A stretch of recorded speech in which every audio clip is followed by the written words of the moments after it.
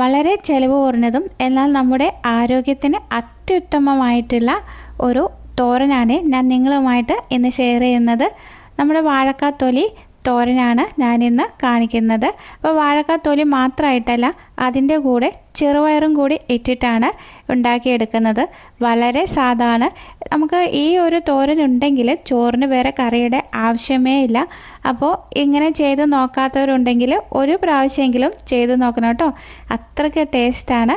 നമ്മുടെ വയറിനുള്ള മിക്ക പ്രശ്നങ്ങളും ഈ തോരൻ നമ്മൾ ആഴ്ചയിൽ കഴിക്കുകയാണെങ്കിൽ മാറിക്കിട്ടുന്നതാണ്. എന്നാൽ ഇതെങ്ങനെയാണ് ഉണ്ടാക്കുന്നതെന്ന് കണ്ടു നോക്കിയാലോ. ആദ്യം വാഴക്കാത്തൊലി എടുത്ത് ഇതേമാതിരി ചെറിയ ചെറിയ പീസസ് ആക്കിയിട്ട് ആദ്യം നീളത്തിൽ അരിഞ്ഞെടുക്കാം. പിന്നീട് നമുക്ക് എല്ലാം കൂടി വെച്ചിട്ട് ചെറുതായിട്ട് അരിഞ്ഞെടുക്കാൻ ശ്രദ്ധിക്കണം കേട്ടോ. വാഴക്കാത്തൊലിയുടെ മുകളിൽ വല്ല കറുപ്പൊക്കെ ഉണ്ടെങ്കിൽ നിങ്ങളത് പോക്കിയിട്ട് വേണം ഇതേമാതിരി അരിഞ്ഞെടുക്കാൻ വേണ്ടിയിട്ട്. ഇനി ഇത് അരിഞ്ഞെടുത്ത ശേഷം അപ്പോൾ തന്നെ തണുത്ത പച്ചവെള്ളത്തിൽ ഇട്ട് വെക്കേണ്ടതാണ്. എന്നാലാണ് കറിയൊക്കെ പെട്ടെന്ന് പോയി കിട്ടുക. ഞാനിവിടെ ഒരു 10-12 വാഴക്കാത്തൊലിയാണ് എടുത്തിട്ടാണ് ഈ ഒരു തോരൻ ഉണ്ടാക്കുന്നത്. ഇപ്പോൾ എല്ലാതും ഇതേമാതിരി ചെറുതായിട്ട് അരിഞ്ഞെടുത്തിട്ടുണ്ട്. ഇനി തലേന്ന് രാത്രി ഞാൻ ഒരു 3/4 കപ്പ് ചെറുപയർ വെള്ളത്തിൽ ഇട്ട് വെച്ചിട്ടുണ്ടായിരുന്നേ. അത് ഒന്ന് നന്നായിട്ട് കഴുകിയ ശേഷം ഒരു കുക്കറിലേക്ക് ഇട്ട് കൊടുക്കാം. ഇനി നമ്മൾ നേരത്തെ അരിഞ്ഞു വെച്ചിരിക്കുന്ന വാഴക്കാത്തൊലി ഉണ്ടല്ലോ, അതും കൂടി ഇതിലേക്കൊന്ന് ഊറ്റിയിട്ട് ഇട്ട് കൊടുക്കാം. ഒരു 10-12 ചെറിയുള്ളിൽ നിന്ന് അരിഞ്ഞത് ഇട്ട് കൊടുക്കാം. 5 പച്ചമുളക് അരിഞ്ഞത് കൂടി ഞാനിതിലേക്ക് ചേർത്ത് കൊടുക്കുന്നുണ്ട്. അതിനുശേഷം പാകത്തിനുള്ള ഉപ്പ് ചേർത്ത് കൊടുക്കാം. 1/4 ടീസ്പൂണ് മഞ്ഞൾപ്പൊടിയും 1 ടീസ്പൂണ് മുളക് പൊടി ചേർത്ത് കൊടുത്ത് നന്നായിട്ടൊന്ന് ഇളക്കിയെടുക്കാം. അതിനുശേഷം ഇതിലേക്ക് 1 കപ്പ് വെള്ളം കൂടി ഒഴിച്ചു കൊടുക്കുന്നുണ്ട്. എന്നിട്ട് നന്നായി ഇളക്കിയ ശേഷം കുക്കറിൻ്റെ മൂടി വെച്ച് ഇത് വേവിച്ചെടുക്കാം. ഞാനിവിടെ ഒരു 5-6 വിസിൽ വരുത്തിയിട്ടുണ്ട്. അപ്പോൾ വിസിലൊക്കെ വന്നതിന് ശേഷം മാറ്റി വെച്ചിരിക്കുന്നതാണ്. ആ ടൈം കൊണ്ട് നമുക്ക് അരപ്പ് റെഡിയാക്കാം.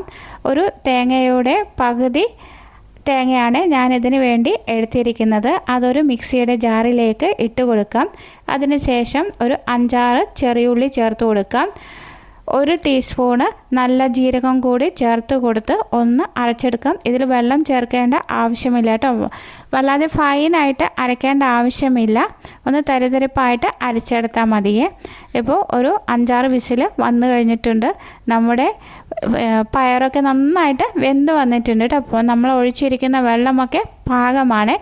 ഈ ഒരു ടൈമിൽ നമ്മൾ അരച്ചു വെച്ചിരിക്കുന്ന അരപ്പുണ്ടല്ലോ, അതുകൂടി ഇതിലേക്ക് ഇട്ട് കൊടുത്ത് നന്നായിട്ട് ഇളക്കി യോജിപ്പിച്ചെടുക്കാം. ഇനി ഒരു 3 മിനിറ്റ് നേരം ഇത് നന്നായിട്ടൊന്ന് തിളപ്പിച്ചെടുക്കാം. ഇനി നമുക്ക് ഇതിലേക്കുള്ള വറവ് റെഡിയാക്കണം. അതിന് വേണ്ടിയിട്ട് ഒരു ചീനച്ചട്ടി അടുപ്പിലേക്ക് വെച്ച് കൊടുത്തിട്ടുണ്ട്. ഇതിലേക്ക് വെളിച്ചെണ്ണ ഒഴിച്ചു കൊടുക്കാം. വെളിച്ചെണ്ണ നന്നായിട്ട് ചൂടായി വരുമ്പോൾ കടുകിട്ട് കൊടുക്കാം. കടുകൊന്ന് പൊട്ടി വരട്ടെ. കടുകൊന്ന് പൊട്ടി വരുമ്പോൾ ഇതിലേക്ക് കറിവേപ്പില ചേർത്ത് കൊടുക്കാം. 3-4 വറ്റൽ മുളക് കൂടി ചേർത്ത് കൊടുക്കുന്നുണ്ട്.